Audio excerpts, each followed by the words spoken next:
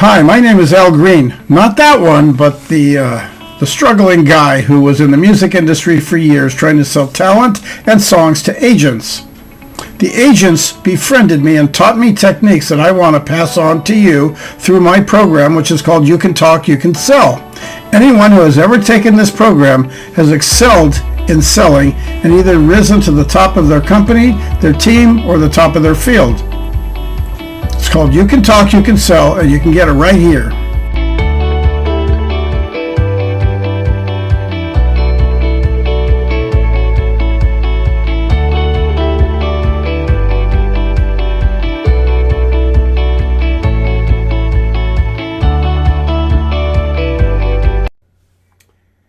Are you addicted to turbo talk? I'm not talking about making your car go faster or your boat or your motorcycle. What I'm talking about is when you're in sales, not only do we have a tendency to talk too much and do all the talking, but we have a tendency to not necessarily talk real quick, although I've met some pretty fast talkers.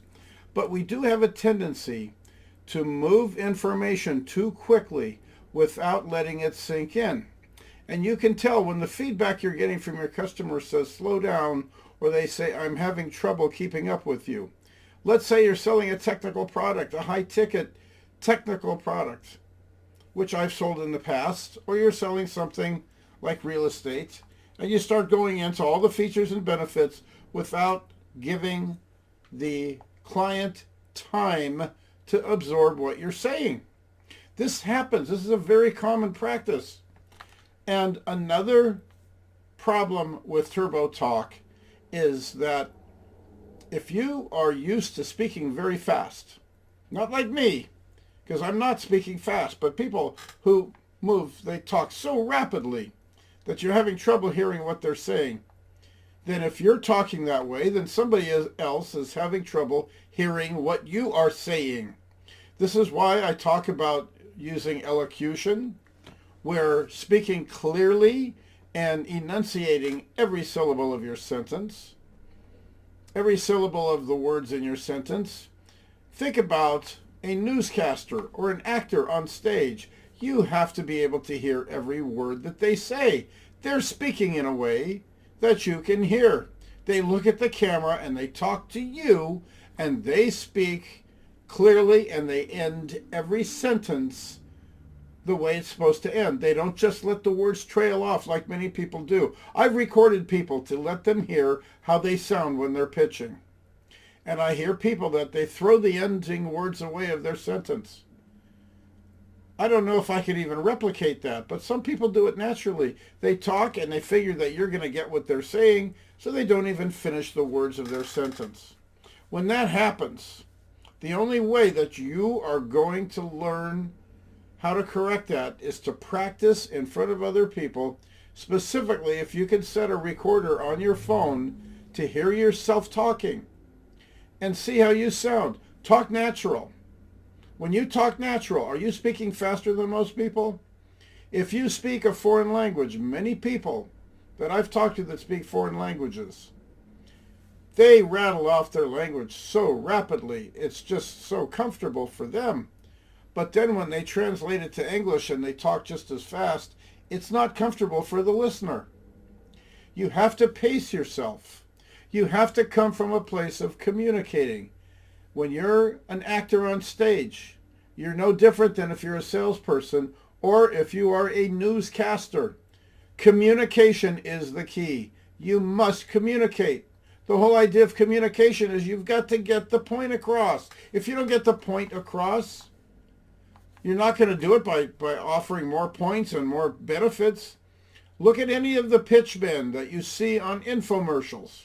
What are they doing? Are they talking real fast? Some of them do talk fast, but they're showing you consistently a demonstration of whatever it is they're selling. They're showing you over and over again so that you get it. But then they always end their commercials with a call to action.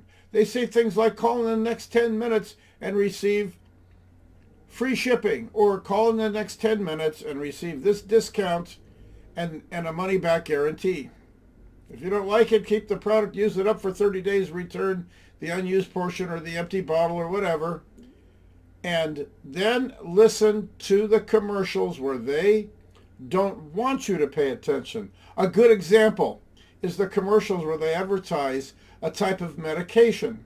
And now at the end, they have to give you the bad news. They have to tell you this could cause everything from tuberculosis to death. And they speak it so rapidly, it's almost like they're moving at 100 miles an hour. And people are speeding up the language so that the words are there legally, but you can't understand them because I can't. And where are they getting all of these strange names for all these new medications? Do they just grab syllables out of the language and throw them together? I sure think they do. But when you're selling whatever it is you're selling, if it's high ticket, if you're in pharmaceutical sales, you have your own jargon. If you're selling to doctors and you want them to subscribe to your company, you know what to do. But how is your delivery? Because most of the time, if you've ever gone to an audition to watch people audition for parts of a play, something I recommend every salesperson should do, just watch the people that get up on audition. Are they absolutely communicating? Do they have an understanding of the character? Listen to a great singer, a person who sings a song that you think is a great singer. Listen to how they interpret and they use the words of the song to communicate with you the message of the song. And there's thousands of singers to use as examples. Not all of them are going to be the ones that you're going to find as the best example for you, but take somebody that you like. And I don't care if it's anybody who is a Barbra Streisand or a Michael Bublé or whomever it might be. Any of the great rappers, even you can understand them. If you like rap music, you can understand what they're saying. These guys don't throw away their words as easily as you think they do. They want to give you a message, whatever it is, good or bad, doesn't matter. The point is that when they are rapping their music, they are communicating with you. And that's the whole idea. It's rhythmical, but listen to them because they are making their points and putting them across. And I have never heard of a famous rapper, I don't care who it is, that does their music and throws away their words. Unless they're using a cliche that you've heard 1,000 times, which they usually don't. When you listen to a great singer, whether it's opera, or it's a musical, or it's a pop song, and whether or not it's an old standard song that is 80 years old, or if it's a newer song, a good singer, the ones who win on America's Got Talent, or the ones who you pay attention to on the radio, or the podcast, or whatever you listen to, Spotify or whatever, the singers that you like, you can understand the words they're saying. They're communicating. That's what everybody needs to do, is communicate. A lot of people who have trouble in relationships are having trouble because of bad communication. Now, as a salesperson, you are the person in charge of the communication. You're approaching a customer, a client, a potential client, a prospect, and you have to communicate. If you're talking too fast and you're sweeping too many words into your conversation, or describing things that they have to take in and understand before you continue, you're going to lose them. There's a saying in the business, if you confuse them, you lose them. So be clear and be concise, but speak clearly. End every sentence properly and finish every word. Make sure you complete every syllable of the word. The type of talking I'm speaking of can be done in any language that you understand. It doesn't matter if they're speaking proper English, or they come with a Bostonian accent, or a Southern accent. Can you understand what they're saying? And if you can, and you like what they're saying, or the communication is clear, you don't even have to like it. But what do you want your client to do? You want your client to hear the message that you want to send them. So you got to speak. You speak from here, Slow down if you have to. You can talk as slow as me. I'm not the fastest talker. I never was. But at the same time, I can talk. But when I talk, people listen because I communicate using as much clarity as possible to my sentences. If you listen to somebody who talks fast, let's say Tony Robbins, listen to him. He finishes his sentences. You can understand his words. If you listen to anybody else like, let's say, Joyce Meyer or any of the talk show hosts that are speaking, they know that they have to communicate. Listen to a great comedian, somebody that makes you laugh. Are they throwing away their words or are they finishing their sentences? Most of the time it's timing, yes, but at the same time, it's more than just timing. It's also the communication.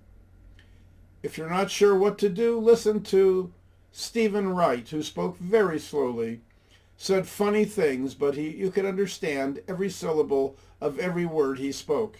So make sure that you are communicating. Communication is the key to messaging and getting your message across, obviously, which translates to communicating. Make sure that you pay attention and listen to your own voice and practice hearing what you sound like, and you'll see what I'm talking about. It's an easy thing to do, and it can also be a lot of fun. Test it with other people. And if you want more, join me in the six-figure selling system, which we will cover every possible scenario we can with everybody who's ever sold anything. We're going to take a lot of people from different backgrounds and we're going to work with them. So that means I'm going to work with you.